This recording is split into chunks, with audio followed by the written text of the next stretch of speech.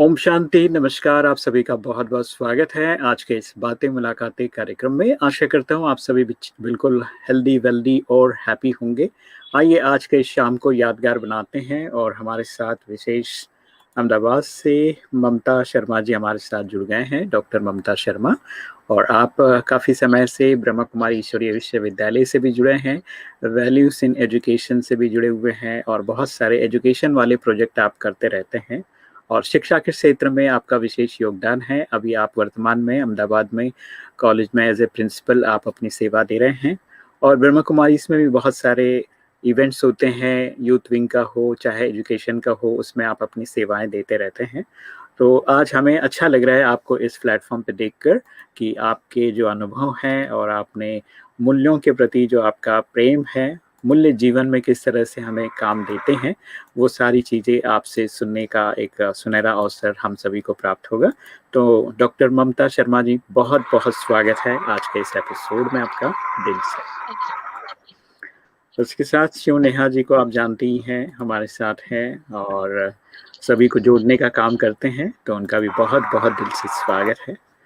तो आइए स्वागत के इस प्रक्रिया में एक बहुत ही स्वागत गीत मैं आप सभी के लिए और ख़ास डॉक्टर ममता शर्मा जी के लिए ये छोटा-सा गीत।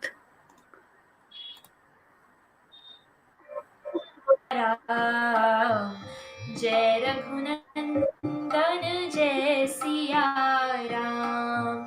नीरे गा गा गा नीरे गा गा गा रे नीरे मा पा मा गा रे नीरे नी गा नी मा गा रे सा नीरे गा। भ्रात भ्रात को हे परमेश्वर, भ्रात भ्रात को हे परमेश्वर, स्नेह तुम्ही सिखला दे।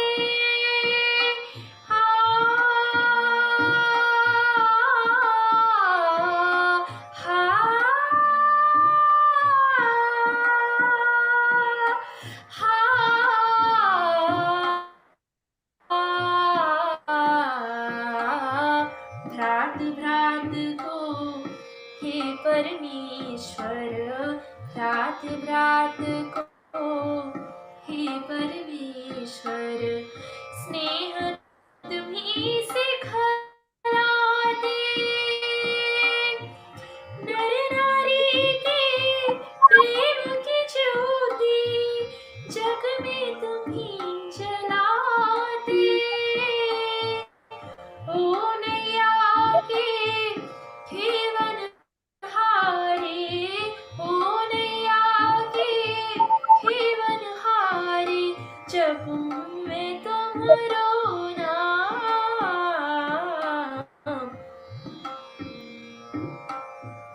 जय रघुनंदन जय सिया राम, जय रघुनंदन जय सिया राम।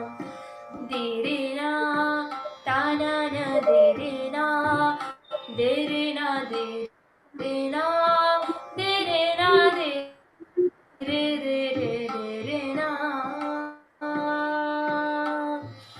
तुम ही दया के सागर प्रभु जी, तुम ही दया के सागर प्रभु जी, तुम ही पालनहारे।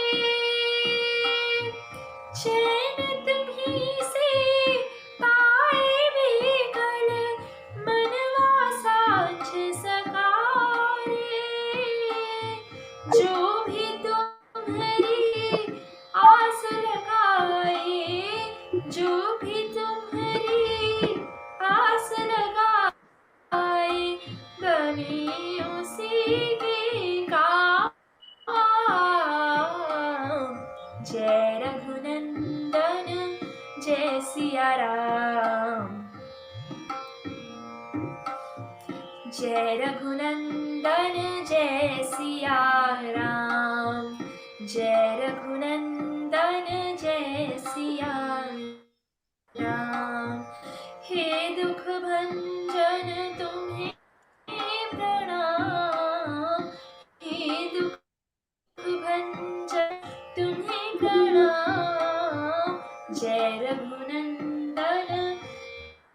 जय सिया राम, जय रघुनंदन जय सिया राम,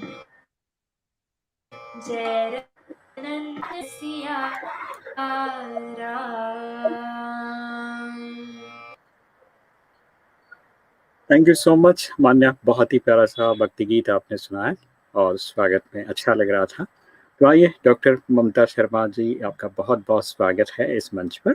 और मैं चाहूँगा शिव नेहा जी, आप उनका और थोड़ी सी बातें बताइए कि आज के इस मंच पर विशेष किस तरह की गुफ्तगू होने वाली है, क्या बातें सुनने वाले हम लोग, किस तरह के जो है विचार जो है आप प्रकट करने वाले हैं, थोड़ी सी बातें बताइए जी। हाँ जी, ममता जी से मेरी मुलाकात करीब 3-4 साल पहले हुई थी, जब भी हमारा साउथ जी। अफ्रीका सेवा के लिए जाना हुआ। और फर्स्ट टाइम उन्हें मिली, उनके साथ रहने का मौका मिला, जानने का मौका मिला। और अभी खास करके उनके साथ हम परिचय में होते ही है।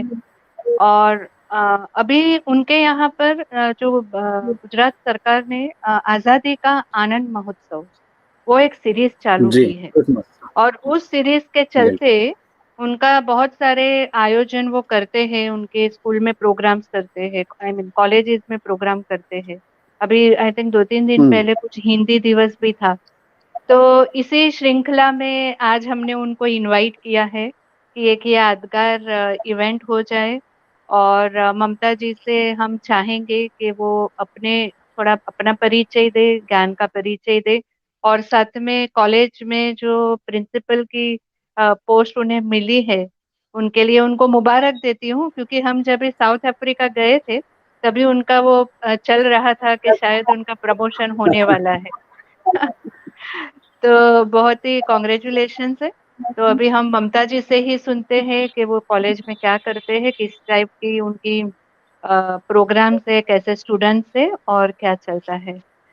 जी। ममता जी, आपका बहुत स्वागत है इस शो में। जी धन्यवाद नेहा जी। हाँ। ऐसे तो परिचय तो क्या दे, परिचय तो खैर एक छोटा सा एक वो होता है, फॉर्मेलिटी होती है।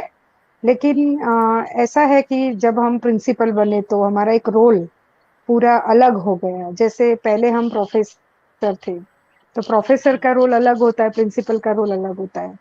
तो जैसे बचपन से लेकर के जब हम कोई चीज को अपनाते हैं, तो उसके बारे में हम पहले जानते हैं कि इसमें क्या-क्या होने वाला है। तो जब हम प्रिंसिपल बने तब हमने देखा कि आपको एक प्रोफेसर में और प्रिंसिपल में फ़र्क इतना है कि प्रोफेसर होता है वो स्टूडेंट्स के नज़दीक होता है। तो वो जितना अपने स्टूडेंट्स को पहचान सकता है, तो उसके अंदर जो शक्तियाँ हैं, उस शक्तियों को प्रोफेसर अच्छी तरह से पहचान सकते हैं, क्योंकि एक टीचर का रोल होता है, स्टूडेंट्स उनके नज़दीक होते हैं। जब हम प्रिंसिपल बनते हैं तो एक हमारा रोल अलग हो जाता है। तो जब वो रोल अलग हो जाता है तो उसमें हम स्टूडेंट्स से थोड़े से जैसे कि स्टूडेंट्स हमसे तो प्रिंसिपल है करके थोड़े से दूर रहते। लेकिन मैंने अपने प्रोफेशन में कभी ये नहीं फ़र्क किया कि, क्योंकि प्रिंसिपल भी आखिर प्रोफेसर ही होता है। तो जिसको पढ़ने लिखने से मोहब्बत है, प्यार है, जिनको स्टूडेंट्स से प्यार है, वो इस तरह से सभी स्टूडेंट्स से प्यार करते ही हैं। परंतु इसमें हमारा रोल ये होता है कि जैसे स्टूडेंट को भी सँभालना है, कॉलेज को भी सँभालना है, प्रोफ़ेसरों को भी सँभालना है। तो जो बच्चे हैं उनके पेरेंट्स आते हैं तो उनकी भी प्रॉब्लम्स को सँभालना है। तो यहाँ हमें प्रॉब्लम्स को सॉल्व ज़्यादा करना पड़ता है। वहाँ स्टूडेंट्स हमें हमारे पास गाइडेंस लेने आते हैं, लेकिन जब हम प्रिंसिपल बनते हैं तो स्टूडेंट्स के, टीचर्स के जो प्रॉब्लम्स है उसको दूर करने की कोशिश करते हैं। तो ये हमारा एक अलग से रोल रहा है। बिल्कुल, बिल्कुल। एक जो है ज़िम्मेवारी बढ़ जाती है, जहाँ पर हम लोग जी, एज़ ए जी। प्रोफ़ेशन या टीचर अपना काम करते हैं, तो निश्चित तौर पे हम जी। अपना ड्यूटी निभाते हैं और आगे बढ़ जाते हैं। लेकिन एज़ ए प्रिंसिपल तो बहुत सारी चीज़ें एक ज़िम्मेवारी हो जाता है कि यू जी, आर जी। आप सामने फ्रंट फ़ेस पे आप काम कर रहे होते हैं और सबको देखने में तो अच्छा लगता है कि भाई प्रिंसिपल है। लेकिन उसके साथ में पीछे बहुत सारी ज़िम्मेवारियाँ जुड़ी रहती हैं, जी। बच्चों के साथ-साथ टीचर्स को भी सँभालना और कोई स्टाफ नहीं आया तो फिर उनको रिप्लेस करना, सारी ही चीज़ें हमको देख-रेख करनी पड़ती हैं। तो निश्चित इसमें तौर पे बहुत बड़े अच्छा हो जाते हैं। हाँ, बड़े जी, होते हैं और बहुत बड़े हो जाते हैं, तो अपने आप को मैच्योर मैच्योर ज़्यादा समझने लग जाते ज़्यादा हैं। समझने लगते हैं। जी, तो आइए मैं चाहूँगा कि अब वैल्यूज़ इन लाइफ़ के बारे में हम लोग चर्चा करेंगे। जी, जैसे कि हम लोग अमृत महोत्सव भी आपने प्रोग्राम्स अपने स्कूल में एक कॉलेज में स्टार्ट किया है। तो इसमें जी, हम लोग शौर्य गाथा सुनते हैं, सुनाते हैं और हर लीडर जो है आज़ादी के लिए किस तरह से अपना एक छोटा-छोटा इनपुट्स उन्होंने दिया है, जो आज यादगार बन के हम सभी को मोटिवेट करता है। तो किसी भी संकट के समय व्यक्ति अगर अपना योगदान देता है, तो वो अमर हो जाता है, उसका इतिहास बनता है। तो निश्चित तौर पे इतिहास के पन्नों में हम लोग देखते हैं कि बहुत सारे ऐसे भारतीय हैं जिनके जीवन के संघर्ष गाथा को हम लोग देखकर आज हम लोग फ़ील करते हैं कि उनका जीवन कितना संघर्ष में था। फिर भी उन्होंने देश के लिए कितना कुछ अपना बलिदान देके ये सिद्ध कर दिया कि देश पहला है, बाद में अपना परिवार है। तो निश्चित तौर पे ऐसे लोगों को सलाम है और अमृत महोत्सव में उन सभी को याद करते हुए, मैं चाहूँगा कि ये अमृत महोत्सव किस तरह से आप अपने कॉलेज में करते हैं? थोड़ा-सा उसके बारे में उसकी संरचना बताइए? जी। ऐसा है कि हमारे आज़ादी का अमृत महोत्सव जो है, वो आज़ादी को इतने वर्ष हुए, तो सरकार ने बहुत सारे प्रोग्राम्स दिए हुए हैं, परंतु हर एक डे बाय डे हम जो भी मनाते आते हैं, उसमें स्टूडेंट्स को इन्वॉल्व करते हैं क्योंकि राष्ट्रीयता एक मूल्य है। जब हम बिल्कुल, वैल्यूज़ इन लाइफ कहते हैं, तो राष्ट्रीयता का मूल्य भी हर व्यक्ति में होना चाहिए। अगर आपको आपके राष्ट्र के प्रति प्यार नहीं है, तो आप कुछ नहीं कर सकते। तो वैल्यूज़ जो है उसको अपनाने से लोग ये समझ जाते हैं कई बार कि मूल्य जो है उससे मूल्य को अपनाने वाला व्यक्ति धार्मिक होता है या महात्मा होता है या कोई धर्मात्मा होता है या वो आध्यात्मिकता के प्रति उसकी रुझान होती है। लेकिन ऐसा नहीं है। जब हम वैल्यूज़ को अपनी लाइफ में लाना चाहते हैं, तो सिर्फ मूल्यवान होना ही हमारे लिए ज़रूरी है। क्योंकि जो व्यक्ति यदि मूल्यवान होगा, वो अपने राष्ट्र से भी प्रेम करेगा, अपने परिवार से भी प्रेम करेगा, अपने समाज से भी प्रेम करेगा, अपने पूरे विश्व से प्रेम करेगा। तो जो विश्व प्रेम की और जो विश्व बंधुत्व की भावना हमारे देश में है, भारत देश की संस्कृति हम जिनको कहते हैं कि हमारी गोल्डन एज की संस्कृति है। तो अगर हमें गोल्डन एज में जाना है, तो गोल्डन बनना पड़ेगा और गोल्डन बनने के लिए हमारे पास बहुत सारे वैल्यूज़ लाइफ में होने चाहिए। तो लाइफ जो है हमारी ऐसी बननी चाहिए कि लोगों के लिए एक आदर्श हो। तो अ, लोगों के लिए जो आदर्श होता है, वो अपने जीवन में मूल्यों को धारण करके चलता है। आप देखिए कोई भी महान व्यक्ति को ले लीजिए, चाहे वो धर्मात्मा हो क्योंकि धर्म पिता जो है जैसे कि बुद्ध है, तो बुद्ध ने कभी ये नहीं कहा कि मैं भगवान हूँ। महावीर ने कभी ये नहीं कहा कि मैं भगवान हूँ। यीशु ने कभी ये नहीं कहा कि मैं भगवान हूँ। कोई ने कभी अपने आप को भगवान नहीं कहा, लेकिन किसी एक मूल्य को लेकर के समाज में वो मूल्यों की केवल और केवल शिक्षा ही उन्होंने प्रसारित की है। बुद्ध ने करुणा का भाव समाज में प्रदर्शित किया क्योंकि उस समय जिस-जिस समय में जिस मूल्यों की आवश्यकता थी, उस मूल्यों को उन्होंने अपनाया। तो इस प्रकार के मूल्यों को लेकर के उन्होंने समाज में एक सुधार का कार्य किया। तो जो व्यक्ति अपनी लाइफ में मूल्यों को अपनाता है, वो हमेशा ही अपने से ज़्यादा दूसरों को देखता है और दूसरों को कुछ देने का प्रयत्न करता है। वो समाज से कुछ लेने की बात कभी नहीं सोचता है। जैसे गांधी जी थे, हम कहते थे गांधी जी भी राम राज्य चाहते थे। तो गांधी जी ने भी अहिंसा का मूल्य अपने जीवन में अपनाया और जब गांधी जी ने अपने जीवन में अहिंसा का मूल्य अपनाया, वो जानते थे कि राष्ट्र को यदि मुझे आज़ाद कराना है, भारत देश को अंग्रेजों की चंगुल से छुड़ाना है, तो मुझे शस्त्र उठाना अगर पड़ेगा, तो उसमें तो हम लोग हार जाएँगे। तो उन्होंने अहिंसा क्योंकि जो व्यक्ति अंदर से जिसके जीवन में वैल्यूज़ है, वो अंदर से स्ट्रॉन्ग बन जाता है। अंदर से कॉन्फिडेंट हो जाता है। तो जो व्यक्ति एकदम कॉन्फिडेंट बन जाता है, स्ट्रॉन्ग बन जाता है, वो दुनिया की कोई भी समस्या से समस्या को दूर कर सकता है। तो जो लाइफ में वैल्यूज को हम अपनाते हैं, तो मूल्यों को अपनाना माना क्या, एक अच्छा इंसान बनना। जैसे हम कोई भी समस्या आती है, तो कई बार क्या होता है कि उसके बारे में या तो हमें नॉलेज नहीं है या उसको सुलझाने में हम अपने आप को थोड़ा-सा भी कमज़ोर महसूस करते हैं। तो हमारी कमज़ोरी जो है वो हमें मूल्यों को धारण करने नहीं देती। बार-बार, बार-बार हम उसको रिपीट करते रहते हैं।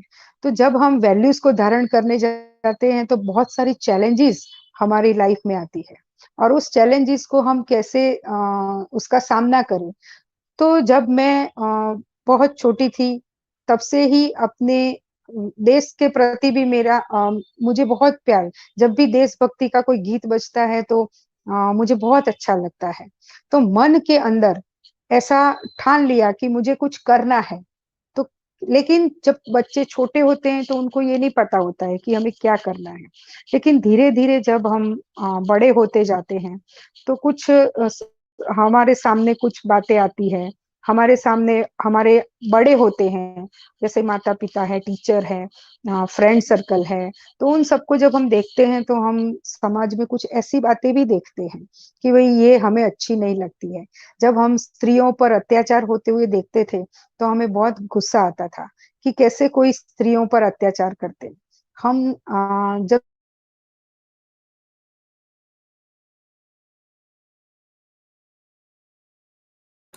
करने में इतने शक्तिमान शायद नहीं थे, परंतु समझ में आता था कि ये जो हो रहा है वो गलत हो रहा है।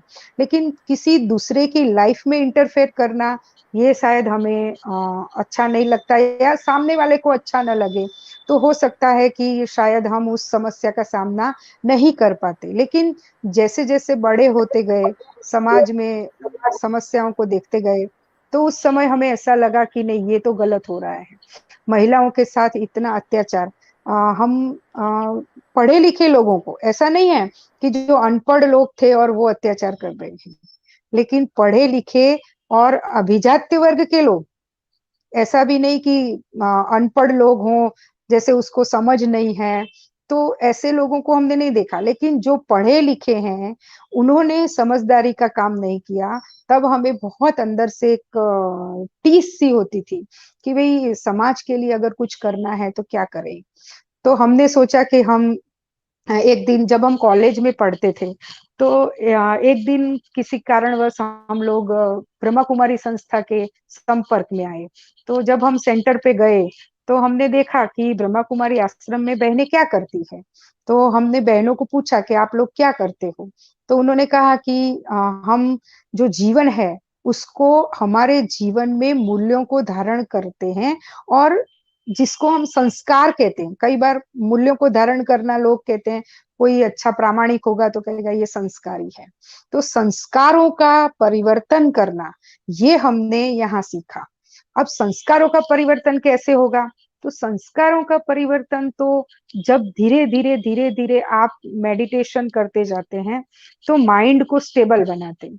अब माइंड जब स्टेबल होता है, तभी तो व्यक्ति अच्छा सोच सकता है। नहीं तो हमारी सोच तो चारों तरफ हम समाज में रहते हैं, कर्म करते हैं, तो हम लोग एक दूसरे को देखते रहते हैं। तब उस समय जब हम दूसरों को देखते हैं तो हमारी सोच जो है बिल्कुल ही कैसी हो जाती है, एकदम से छोटी हो जाती है। तो जब हम ब्रह्मा कुमारी आश्रम में गए तो उन्होंने कहा कि ऐसा है कि आप अपने अंतर जगत की यात्रा करो।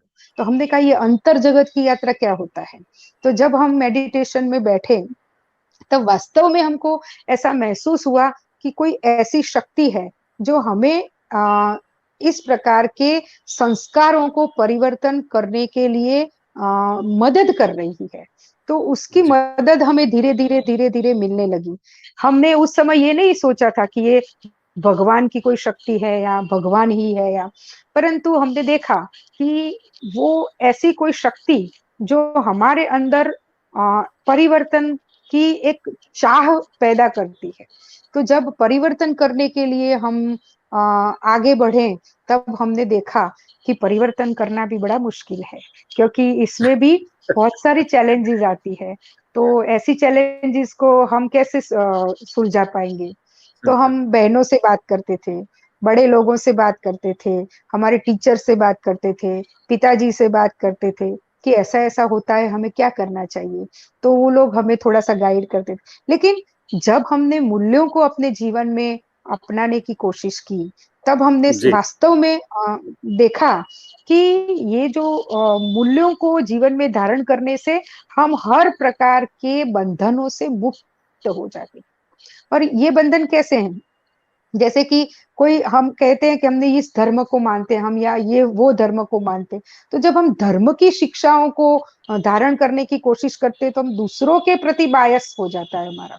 तो दूसरों के प्रति जो बायस है कि भई ये धर्म तो अच्छा है, हमारा धर्म अच्छा है, आपका धर्म अच्छा नहीं है। तो ये कहना भी बहुत गलत बात है गलत। क्योंकि जो मूल्य धारण करते हैं वो दूसरों को कभी गलत या बुरा मान ही नहीं सकते या कह सकते हैं। इसीलिए हमने देखा कि जो धर्म पिताएँ हैं, उन्होंने कभी धर्म की बात नहीं की। धर्म की बात तो बुद्ध को भगवान बुद्ध बनाने वाले उनके शागिर्द थे, उनके शिष्य थे, जो उन्होंने उनको भगवान बना के बैठे थे। महावीर के भी शिष्य थे, जो उन्होंने उनको भगवान समझ के बैठे थे। लेकिन उसका भी कोई पिता होगा, उसका भी कोई पिता होगा।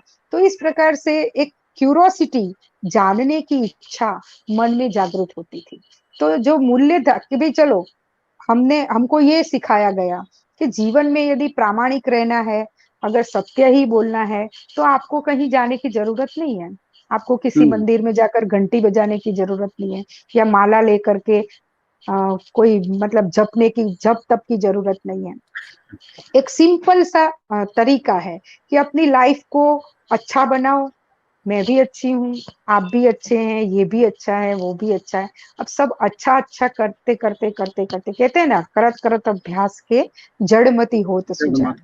तो तो इस प्रकार की बातों को लेकर के जब हम अपने जीवन में आगे बढ़ते हैं, तो एक के साथ अनेक जुड़ जाते हैं और सबके अनुभव लेते-लेते हम कब आगे बढ़ गए, हमें ही नहीं पता चला। और जब मूल्यों की शिक्षा हमने धारण की, हमारे यहाँ वैल्यू एजुकेशन एंड स्पिरिचुअलिटी का एक कोर्स है। तो उस कोर्स में भी ये बताया कि आप एक सिंपल जब आप एक आत्मा है और आत्मा जो है वो शरीर धारण करती है, शरीर जब छूट जाता है, तो वो आत्मा तो अजर अमर है, इसीलिए संस्कार आत्मा में भरे हुए हैं।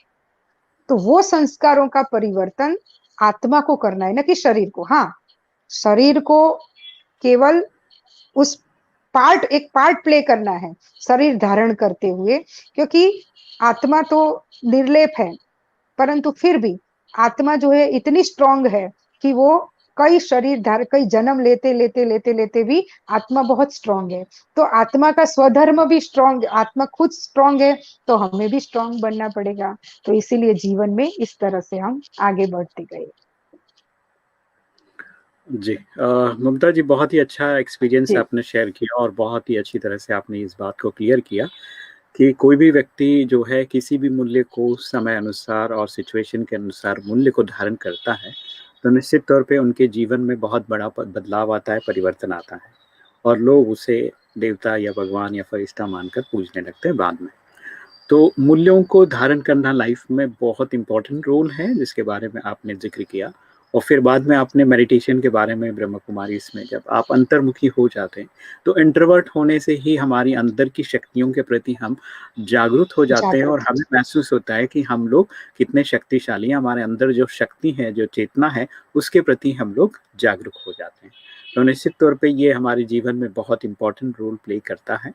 तो आइए आगे बढ़ते हुए मैं आप सभी को जोड़ना चाहूँगा, एक छोटा-सा ब्रेक लेते हैं हल्का-सा और मैं चाहूँगा नीता जी, ओम शांति, नमस्ते और डॉक्टर ममता शर्मा जी के लिए एक छोटा-सा मुखड़ा अंतरा पेश कीजिए आप। ओम शांति नेहा बेन, ओम शांति ममता बेन। ओम शांति। अगर ममता बेन आए हैं तो मैं आज बाबा का ही गाना सुना रही हूँ आपको।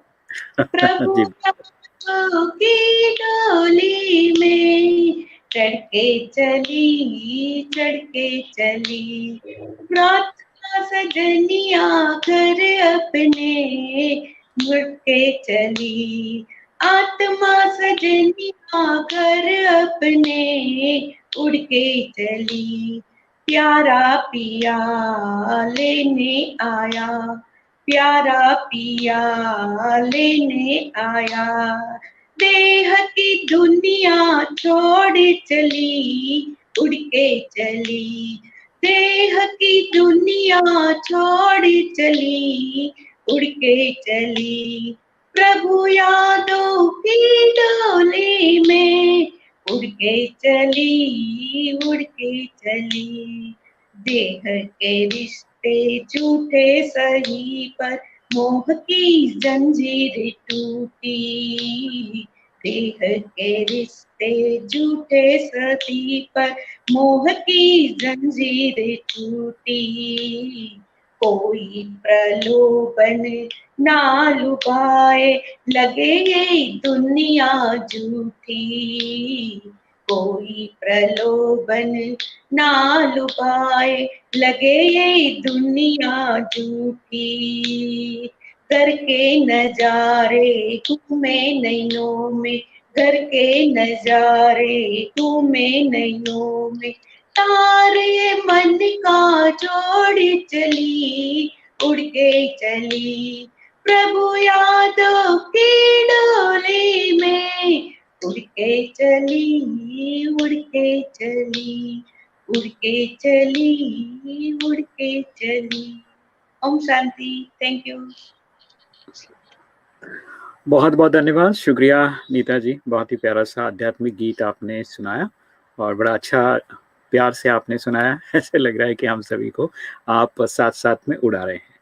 तो आइए आगे बढ़ते हैं। एक मैसेज आया है और विक्रम जी लिखते हैं, मन शांत करने के लिए कुछ बताइए। ममता जी। जी क्योंकि, मुझे देखिए, लगता है वैसे कि तो हाँ जी, हाँ जी, बोलिए। बिल्कुल आज के समय में जो है सबका मन जो है जी दुविधा में है और कोशिश करने के बाद भी नए नए इन्फॉर्मेशन आ जाते हैं। सेकेंड लेयर, फिर बोलते थर्ड लेयर, फिर पता नहीं बूस्टर डोज। मतलब कोई भी चीज आप लेते हो या कंफर्ट जोन नहीं लग रहा है। मैसेजेस और इन्फॉर्मेशन ऐसा हो गया कि मन शांत नहीं हो पा रहा है। तो मैं चाहूंगा कि मन शांत करने के लिए क्या उपाय है और आपने किसी चीज का इस पर प्रयोग किया है तो वो अनुभव भी जरूर सुनाइए, ताकि हमें पूरी जी तरह से उसका आत्मसात हो जाए। जी जी जी। इसमें ऐसा है कि जब हम बाहर की सब बातों को ज्यादा उसको अहमियत देते हैं या बहुत सारी ऐसी बातें सुन लेते हैं, तो सुन के सुनने का तो कोई प्रॉब्लम नहीं है, लेकिन जब सुन करके उसको बार बार बार बार बार बार अपने विचारों में लाते हैं, तो हम लोग तो क्या है कि एक बैलेंस बना करके चलते हैं।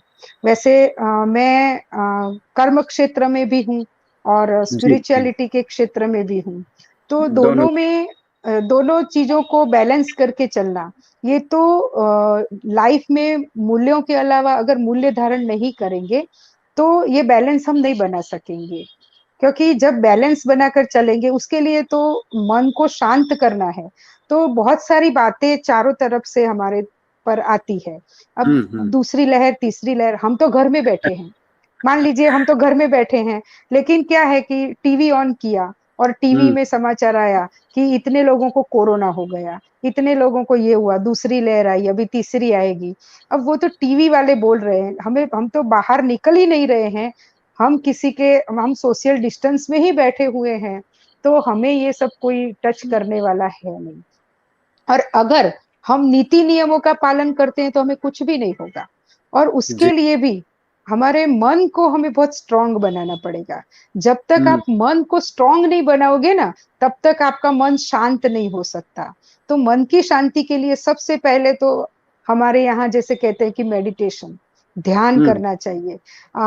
जब पहली लहर आई, जब पहली बार फर्स्ट टाइम कोरोना आया, तब जी, लोगों को कोरोना कोरोना करके कोरोना ने दिमाग में इतना घर कर लिया कि भगवान ने नहीं किया उतना कोरोना ने किया। तो हमारे प्रधानमंत्री जी ने सबको कभी थाली बजाई, कभी दीपक जलवाए। क्यों? क्योंकि वो जानते थे कि ये सब सुन-सुन के लोगों के अंदर इतना लोग फ्रस्ट्रेशन में आ जाएँगे, या कुछ ऐसा अराजकता बाहर नहीं है, अराजकता हमारे दिमाग में आ गई है। तो इसीलिए उन्होंने बहुत सारे ऐसे पैंतरे बताए कि आपको ये करना चाहिए, वो करना चाहिए। इसीलिए मन को शांत करने के लिए सबसे पहले तो हम खुद दृढ़ता से ये निश्चय करें, पक्का करें कि मुझे शांत होना है। जब मन को शांति नहीं होना, अपने आप को शांत नहीं होना है, तो दुनिया की कोई ताकत हमारी इच्छा के विरुद्ध में हमें शांत नहीं कर सकती। हम ये चाहे कि बाहर वाला कोई आकर के या ममता बहन आकर के मुझे शांति दे जाए, तो वो नहीं हो सकता। शांति तो सिर्फ और सिर्फ अपने आप को, अपने मन को स्ट्रांग बनाने से, हमारे संस्कारों का परिवर्तन करने से, और उस परमात्मा पिता से शक्तियां लो। मेडिटेशन में हम क्या करते हैं? शक्तियां लेते हैं, और उसी शक्तियों के फ्लो से हम एक प्रकार से कॉन्फिडेंट हो जाते हैं। हमारे कॉन्फिडेंस लेवल इतना बढ़ जाता है कि बाहर की आसपास की चीजें हमें वो बहुत छोटी छोटी छोटी छोटी दिखाई देने लगती है। तब हमारा माइंड स्टेबल होगा। तो ये मन की शांति के लिए हम यही उपाय बताते हैं कि अपने मन को स्ट्रांग करके और परमात्मा शक्तियों से अपने आप को स्ट्रांग बनाए। वही दे सकता है, बाकी कोई व्यक्ति तो हमें दे नहीं सकता कुछ भी। वो थोड़ी देर के लिए शांति दे सकता है, लेकिन सही बात। इस तरह से अपने आप को स्ट्रांग बनाना पड़ेगा। जी, जी। डॉक्टर ममता शर्मा जी, बहुत अच्छी बात आपने बताया कि मन को शांत करने के लिए मन को शक्तिशाली बनाना होगा, और वो मेडिटेशन से होगा, ईश्वर से कनेक्ट होने से ही होगा। अदरवाइज़ दूसरा कोई ऑप्शन नहीं है। इसीलिए मन को शक्तिशाली बनाने के लिए आपको मेडिटेशन अवश्य करना है, तो ईश्वर से साथ जुड़ना है और आपको शक्ति लेना है। तो जैसे ही आपको शक्ति मिलना शुरू हो जाएगा, तो आपका मन शक्तिशाली हो जाएगा, और आप जो है मन का जो शांति है, मन शांति जिसके लिए आप चाहते हैं, जिसकी कामना करते हैं, वो आपका मन बिल्कुल शांत हो जाएगा। हमारे साथ स्नेहा शिवनेहा बहन भी है, जो इसी तरह से अपना जॉब भी करते हैं और ब्रह्मा कुमारी से भी जुड़े हुए हैं। तो मैं चाहूँगा कि आप कैसे अपने मन को शांत रखते हैं, थोड़ा-सा आपका भी एक एक्सपीरियंस शेयर कीजिए। जब आप बॉम्बे हैं, तो बॉम्बे में सुना काफ़ी चीज़ें जो है उथल-पुथल हुई वहाँ पर भी। तो ऐसे में आपने कैसे अपने मन को शांत रखा? एक एक्सपीरियंस ज़रूर सुनाइए। जी, बेसिकली मन को शांत रखना एक अपने आप में ही हमारे दृढ़ता का विषय है। कोरोना में जैसे ममता बहन ने बताया कि टीवी चालू करते हैं तो ऐसी न्यूज़ आते हैं।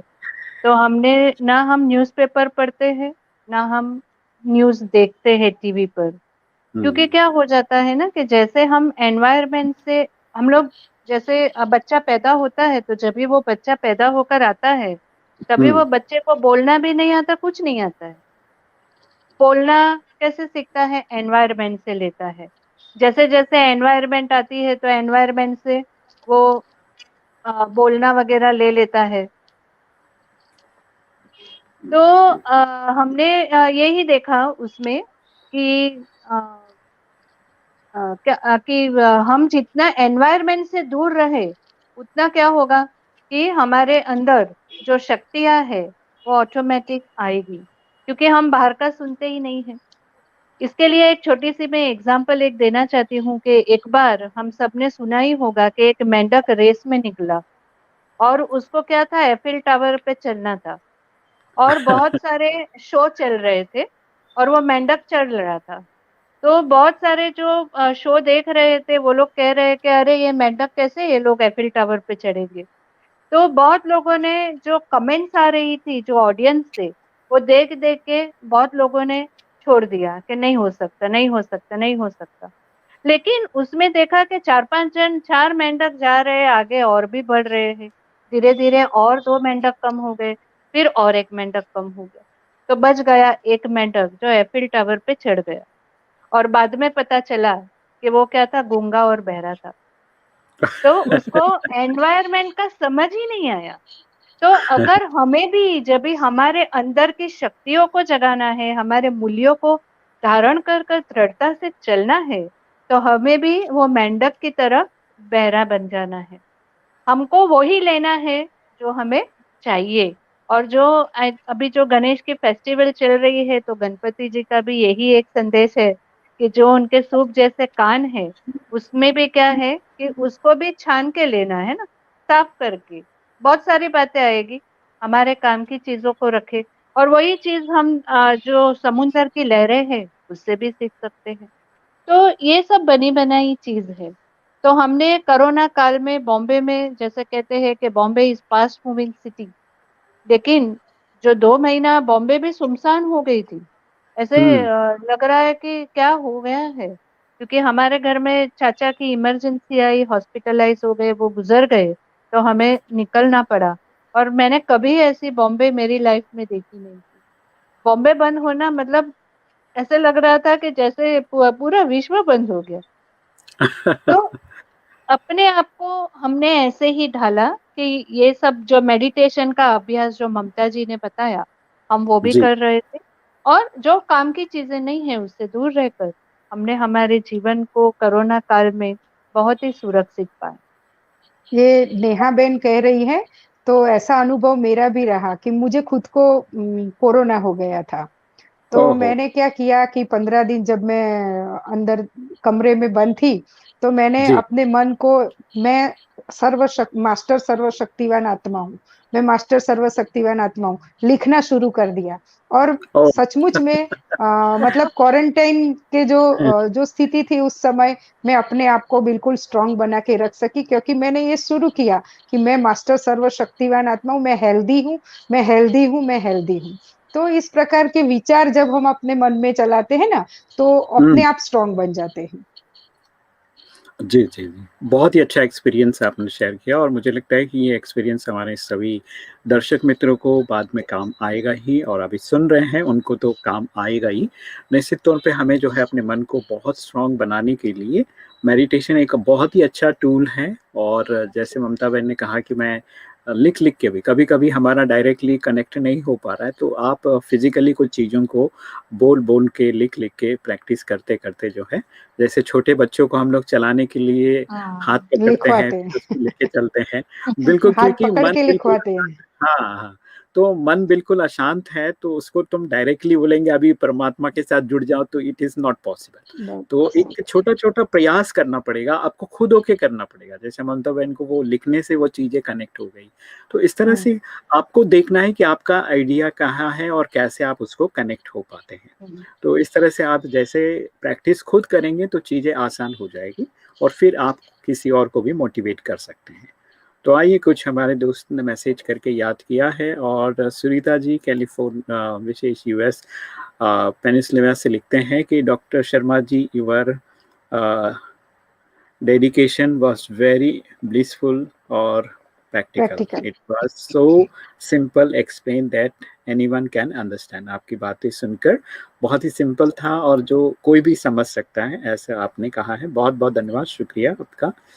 और चलिए विक्रम जी ने भी याद किया है और गीता जी ने भी याद किया है। बहुत बहुत धन्यवाद, आप लोगों के प्यारे मैसेजेस आते हैं और विक्रम जी लिखते हैं आप कहाँ पर हैं, तो मैं माउंट आबू राजस्थान में हूँ। और देवश्री जी डिस्कनेक्ट हो गई हैं, उनको मैं चाह रहा था कि कुछ पूछूं मैं, कोई बात नहीं, मैं अभी फिर से ममता जी को जोड़ना चाहूँगा। और अमृत महोत्सव का ये फेस्टिवल आप शुरू किया है अपने जी कॉलेज में, तो इसके साथ में क्या-क्या चीज़ें जो हैं जब हम लोग इतिहास के पन्ने पलट के देखते हैं, तो कुछ जी नई जी चीज़ें भी हमें याद आ जाती हैं या कुछ नया सीखते भी हैं। तो मैं चाहूँगा कि जी कुछ नई चीज़ जो आपके समझ में आ गई हैं, आपको ऐसे फ्लैशबैक हुआ है, वो चीज़ें बताइए जो आपको बहुत ज़्यादा मोटिवेट कर रहे हैं। जी, वो आजादी के अमृत महोत्सव में हम लोग क्योंकि कोरोना 2 साल से लोग कोरोना कोरोना करके, और स्कूल कॉलेजेस जो है वो बंद है, सब ऑनलाइन ऑनलाइन चल रहा है। तो उसमें हम लोगों ने प्रयोग ये किए हैं कि हम बच्चों को ऑफलाइन में बुला रहे हैं और थोड़ा सा उनको ही एंटरटेनमेंट भी करें, और जैसे बच्चों को फिर से वो याद आए कि भाई आज जैसे हमारे यहाँ गुजरात में झवेरचंद मेघाणी एक राष्ट्रीय शायर हो गए, तो हम झवेरचंद मेघाणी की भी जयंती मना रहे हैं। और झवेरचंद मेघाणी को याद करके उनके जो राष्ट्र के प्रति समर्पित ऐसे उमंग उत्साह बढ़ाने वाले, जोश बढ़ाने वाले कविता को, काव्य को, गीतों को स्पर्धाएं कर रहे हैं। अभी परसों हिंदी दिवस है, जी, तो जी। हिंदी दिवस में 14 हमारी सितंबर। राष्ट्रभाषा के प्रति हमारा क्या रवैया है, राष्ट्रभाषा को हम कैसे मानते हैं, तो राष्ट्रीयता के दौर में राष्ट्रभाषा का भी उतना ही महत्व है। तो हिंदी भाषा को लेकर के बहुत सारे हम लोग कुछ वक्ताओं को भी बुलाते हैं और वो राष्ट्रभाषा के बारे में बच्चों को अवगत कराएंगे। फिर कुछ काव्य पाठ कराएंगे, तो कविताओं का पाठ करने से भी बच्चों में एक उमंग उत्साह बढ़ता है और उनको ये याद रहेगा कि हमें फिर से अब कॉलेज में जाना है, अभी फिर से हमें ये इस तरह की पढ़ाई जो है शुरू करनी है। नहीं तो बच्चे पढ़ाई करना भूल गए थे ऐसा ही, और ऑनलाइन ऑनलाइन समझ करके घर में भी बच्चे इतने बोर हो रहे थे। अभी कॉलेज में आना शुरू किया है, धीरे धीरे आ भी रहे हैं, और आते उन्होंने जैसे ऐसे प्रोग्राम करते हैं तो उनके अंदर भी एक उमंग उत्साह बढ़ता है और वो आते हैं। और आजादी के अमृत महोत्सव में तो जितने भी डेज आने वाले हैं, वो सब आने वाले दिन भी, ये पूरा साल जो है हम आज अपनी आजादी के लिए अलग अलग आजादी के अपने स्थानिक लोगों में भी हम लोग ऐसे प्रोग्राम्स कर रहे हैं कि स्थानिक लोगों को भी बुला करके, अपने यहाँ बुला करके, या हम उनके पास जाते हैं और उस प्रकार से बहुत सारे प्रोग्राम करेंगे, बच्चों में उमंग उत्साह बढ़े। और एक कोरोना में जो लोगों के अंदर नेगेटिविटी आ गई थी, उस जी, जी। नेगेटिविटी को खत्म करके और पॉजिटिव बना करके, पॉजिटिव वे में, कि चलो भाई अभी हम मनाते हैं, क्या मनाएंगे, आजादी का अमृत महोत्सव मनाएंगे, क्योंकि अब वो कोरोना को छोड़ो, वो गया, तो जो बुरी बातें हैं वो सब चली गई, और हमारे वीरों ने जो भारत देश को आजाद कराया है, तो ऐसे हमारे वीरों को हम नमन करते हैं, जिनके अंदर राष्ट्रीयता की भावना है। ऐसे राष्ट्रीयता की भावना को लेकर आगे चलने वाले लोगों को हम याद करते हैं, और इस प्रकार के अलग अलग प्रकार से प्रोग्राम्स बना रहे हैं और कर रहे हैं। तो हमारे ऐसे राष्ट्रीय शायरों को भी हम याद करते हैं, झवेरचंद मेघाणी जैसे राष्ट्रीय शायर है, जिन्होंने गुजराती में बहुत सुंदर सुंदर कविताएं लिखी है, गीत लिखे हैं, उनको भी हम याद करते हैं। हिंदी के भी बहुत अच्छे राष्ट्रीय शायर है, उनको भी हम याद करते हैं, दिनकर जी को याद करते हैं, मैथिली शरण गुप्त जी को याद करते हैं, और उनकी सुंदर कविताओं का काव्य पाठ करते हैं, रसपान करते हैं। तो बच्चों के अंदर भी उनके प्रति एक भावना जागृत हो। आजादी का अमृत महोत्सव मनाने के पीछे ये भी भावना रही कि बच्चों को ये पता चले कि हम भारत देश के नागरिक हैं, और हमारा देश जो है वो पूरी दुनिया में, आप देखो कि कोरोना में भारत देश ने जो कोविशील्ड वैक्सीन बनाई, वो वैक्सीन निकाला। कोविशील्ड इतनी इतनी असरकारक है कि दूसरे देशों की तुलना में हमारे देश में, और हमने यहाँ गुजरात में देखा, गुजरात में पहली डोज इस हफ्ते में 100% लोगों को लग जाएगी। तो कोरोना की तीसरी लहर या दूसरी लहर आने की कोई संभावना ही नहीं रहेगी। नहीं, तो इस प्रकार के पॉजिटिव कार्य करके, और सभी वैक्सीन ले लें, उस प्रकार के प्रयत्न बच्चों के द्वारा हम कराते हैं, कैंपेन निकालते हैं, एनएसएस एनसीसी के प्रोग्राम्स के द्वारा पर्यावरण के प्रोग्राम करते हैं। तो इस प्रकार के अनेक प्रोग्राम्स के द्वारा बच्चों के अंदर फिर से जो यूथ है, वो यूथ फिर से जागृत हो, फिर से अपने अंदर एक नया उमंग उत्साह लाए, उसके लिए हम बहुत प्रयत्न कर रहे हैं। तो इस प्रकार के प्रयत्न जो है वो हमारे ऑटोमेटिक सारे संस्कारों का परिवर्तन हो जाएगा। तो जो पॉजिटिविटी लाने का कार्य है, वो आजादी के अमृत महोत्सव में हम कर रहे हैं कि भाई सभी पॉजिटिव हो जाए और सब नेगेटिविटी को अपने से दूर कर दे। माना जो भी मन में गंदगी है, नेगेटिविटी मीन्स गंदगी, तो जो नेगेटिविटी है, नकारात्मकता है, उसको दूर करके पॉजिटिव वे में सारे कार्य फिर से एक बार चेतना आए, फिर से एक बार लोग जागरूक हो, उसके लिए प्रयत्न करें। तो ये हमारा खास जो है वो एक मूवमेंट हमने चलाई है इस गुजरात में, और भारत देश के हमारे प्रधानमंत्री जी ने भी ये कहा कि भाई हम आजादी का अमृत महोत्सव मनाएं, तो सबको जी। यहाँ मिलजुल पे कर ये काम करना है। यहाँ पे एक हाँ बात जी। मुझे अभी बात करते करते बात सुनते आपकी याद आई कि ये कोरोना आखिर है क्या, है ना। हम कहते हैं कोरोना कोरोना, पर मुझे लग रहा है कि अभी ये परिवर्तन की बेला है, और हमें जो जो भी हमारे आजादी के लिए जिन्होंने लड़ा है, उन्होंने जो भी कार्य हमें करने को बोला है, वो करना है। कोरोना कोरोना कोरोना कोरोना, जैसे वो जी, आजादी का महोत्सव, अमृत महोत्सव जो चिल्ला रहा है कि ये करो ना करो ना करो ना, राम राज्य लाओ ना, करो ना। तो ये मतलब जो कहते, इन्होंने जब भी झवेरचंद मेघाणी की बात की, तो थोड़ा शायराना दिमाग मेरा भी जागृत हो गया बातें करते करते, कि कैसे मतलब ये सब कि हमको हमारे पुराने जो हमारे आदि संस्कार है, हमारी जो वैल्यूज है, उसको करना है, मतलब जीवन में धारण करके जीवन को परिवर्तन करना है। जी जी जी। बहुत ही अच्छी बात आपने याद दिलाया, बहुत बहुत धन्यवाद, शुक्रिया। आइए, कुछ हमारे दोस्त नेपाल से प्रेम भर अधिकारी जी भी सुपर हिट प्रोग्राम करके लिखा है, और गीता भावसार ने भी वर्चुअल ओम शांति लिखे भेजा है, और कमलेश पांचाल जी मुंबई से वसुदेव कुटुंबकम करके लिखा है। चलिए, बहुत बहुत धन्यवाद आप लोगों को, बड़े प्यार से आप मैसेज करते हैं, अच्छा लगता है हमें। और मैं अब ममता जी से फिर जुड़ना चाहूँगा। एक सिंपल टेक्निक मैं चाहूँगा कि समझ ले। अभी जैसे कि आप काफ़ी समय से ब्रह्मा कुमारी से जुड़े हुए हैं, मेडिटेशन का जो प्रयोग है वो आपने काफ़ी किया है इतने सालों में, और साथ ही साथ आप एज ए प्रिंसिपल शिक्षा के क्षेत्र में भी काम कर रहे हैं। तो निश्चित तौर पे आपके पास एक अच्छा अनुभव है, जहाँ पर अभी जैसे प्रिंसिपल बन गए आप, तो निश्चित तौर पे एक पोस्ट भी है, तो लेकिन उसके साथ में जिम्मेवारी भी है। तो कई बार हम लोग थोड़ा सा अपने आप को अपग्रेड करना चाहते हैं, थोड़ा सा आगे बढ़ना चाहते हैं, तो उस समय हमें जो टूल जैसे कि प्रायोगिक करना है, तो कैसे हमें उसको सिंपल वे में हम उसको यूज़ कर सकते हैं। समझो मैं 8 घंटे का ड्यूटी करता हूँ, और मेरा जैसे बॉम्बे अगर ऐसे शहरों में रहते हैं, तो 2-2 घंटा 4 घंटा उनका ट्रैवलिंग में चला जाता है, 12 घंटा हो जाता है। तो 12 घंटा बचते हैं उनके पास, उसमें 8 घंटा सोए या काम क्या करे, और ऐसा हो जाता है। तो ऐसे में हमें जो है थोड़ा-सा कैसे हम अपने आप को, टाइम कम मिल रहा है और उसमें अगर हम लोग चाहें, तो किस तरह से इन चीज़ों को, मेडिटेशन का उपयोग कर सकते हैं? कितना टाइम हम जी। निकाल सकते हैं? कितने टाइम में हमें जो है थोड़ा-सा फ़ील आएगा या अच्छा अनुभव हो सकता है? ऐसा है रमेश जी कि देखिए, जब हम स्टार्टिंग करते हैं किसी चीज का, तो उस समय हमको थोड़ा सा ज्यादा समय चाहिए।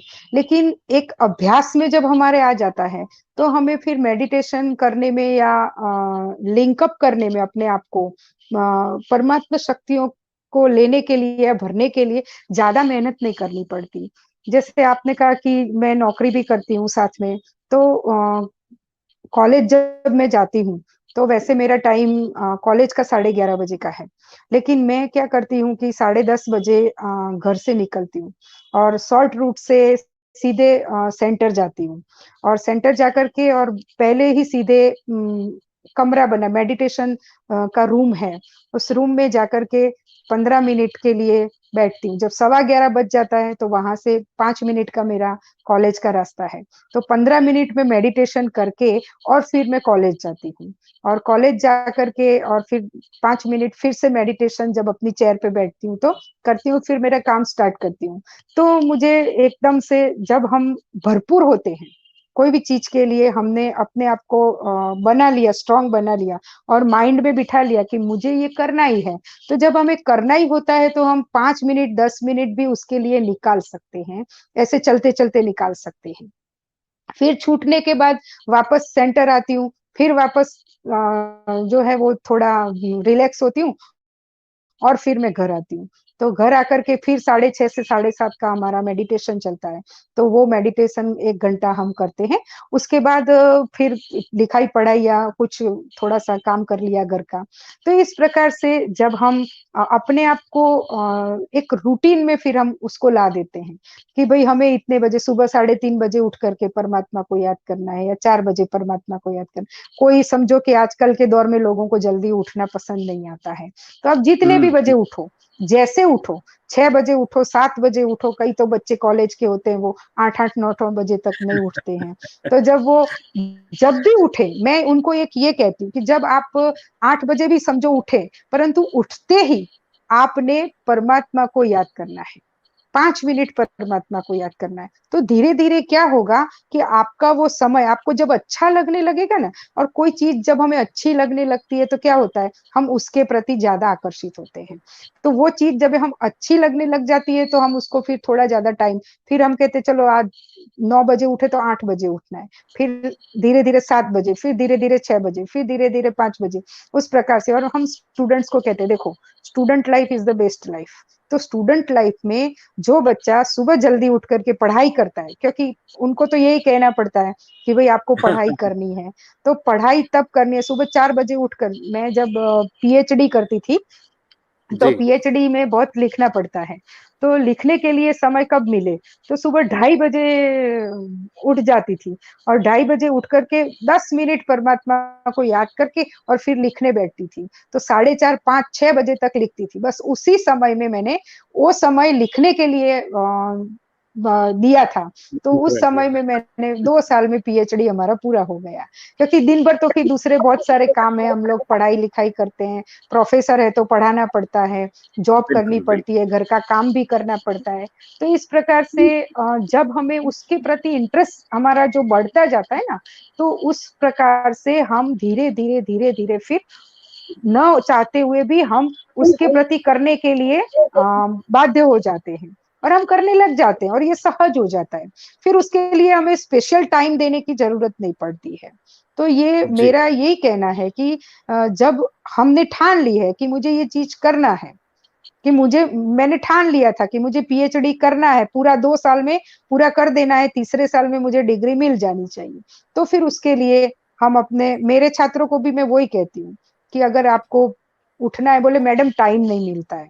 तो सब आजकल आप जिसको भी देखो ना, वो ऐसे बोलते हैं कि मैं बहुत बिज़ी चल रहा हूँ। अब इतने बिज़ी तो कोई है नहीं, 24 घंटे से ज़्यादा तो किसी के पास है नहीं और इतने बिज़ी भी आज लोग नहीं हैं जितना दिखने में आता है या दिखावा करते हैं।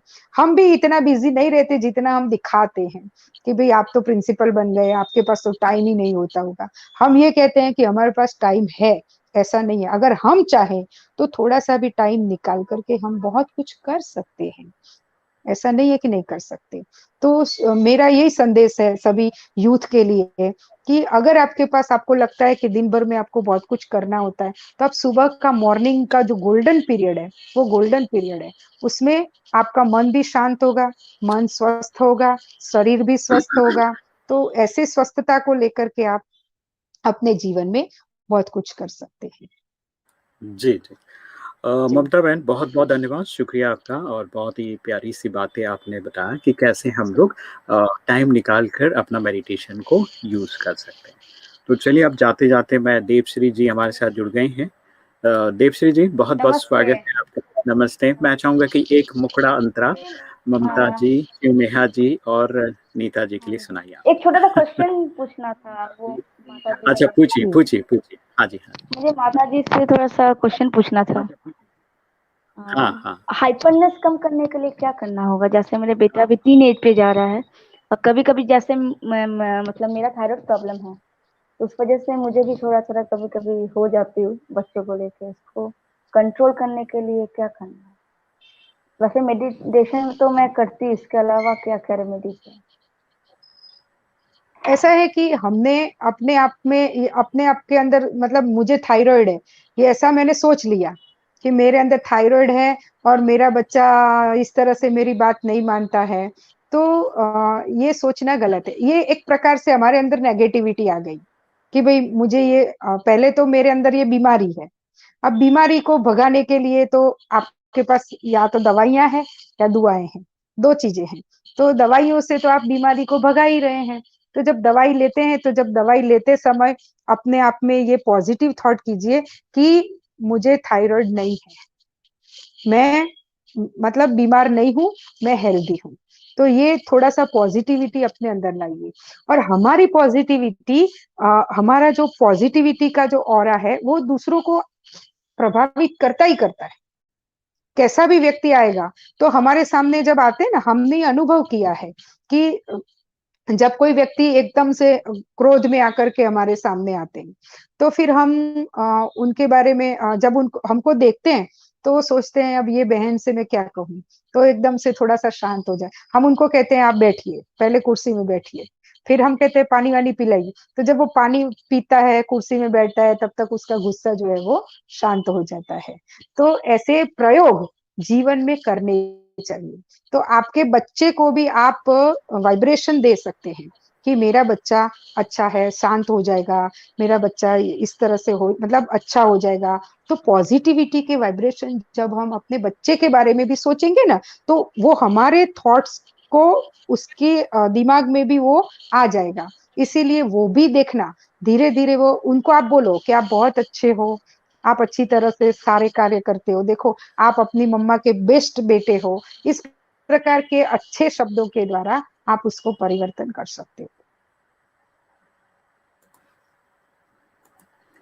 जी, बहुत ही अच्छी बात आपने बताया। वो आएंगे जब बहुत ही अच्छी बात आपने बताया, धन्यवाद, शुक्रिया ममता बहन।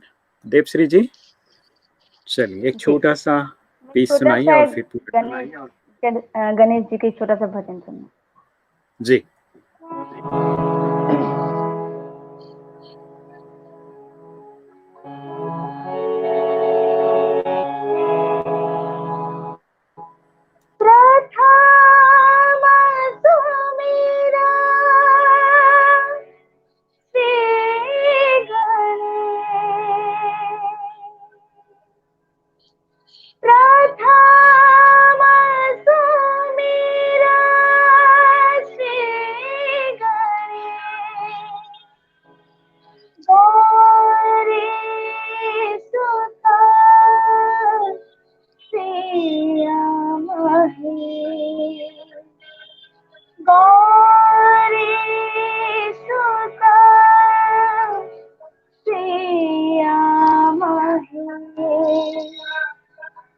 गौरी सुता प्रिया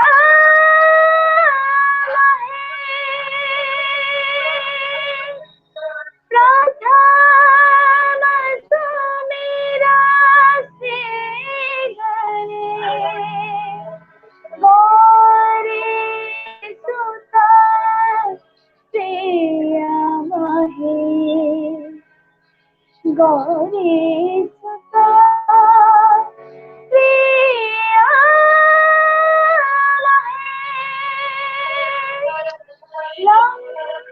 लंबोदर भुजा विशाल कर त्रिशूल चंद्रभाला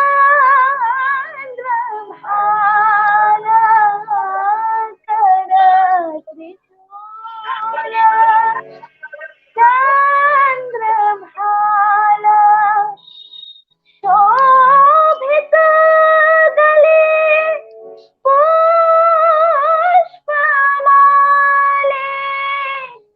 रत्ननन जाको वेश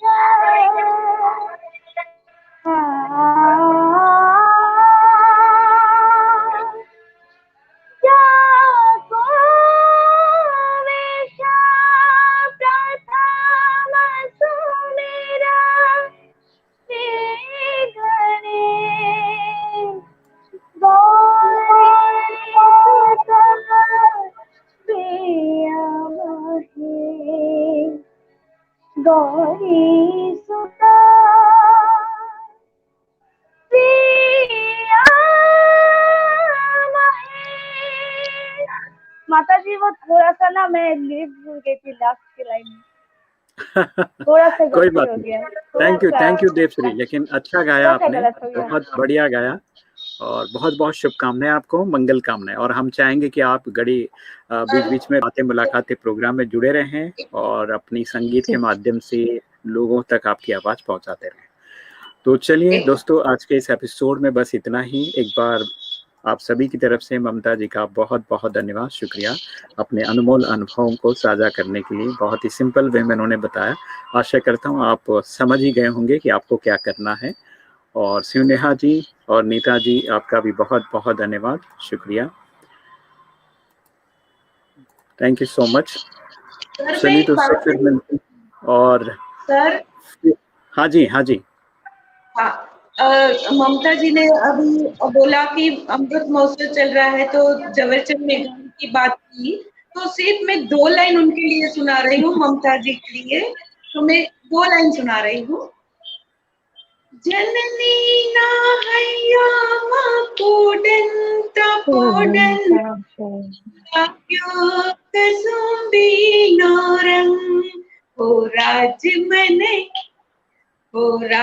मने लाग्यो कसुंबी नोरं ओ राज मने लाग्यो कसुंबी नोरं। क्योंकि ये जो झवेरचंद मेघानी है सॉरी, उनका ये है ना बहुत फेमस काव्य है, तो गुजरात में ये गाया जाता है, इसलिए मैं जी सिर्फ ममता बहन ने बोला इसलिए मैंने गाया। Okay, thank you. बिल्कुल बिल्कुल, थैंक यू, बहुत बहुत धन्यवाद, शुक्रिया। एंड आप सभी को फिर से एक बार बहुत बहुत धन्यवाद, शुक्रिया। फिर मिलते हैं इस वादे के साथ, सलाम, नमस्ते, खमा गनीसा, जय हिंद, जय भारत, ओम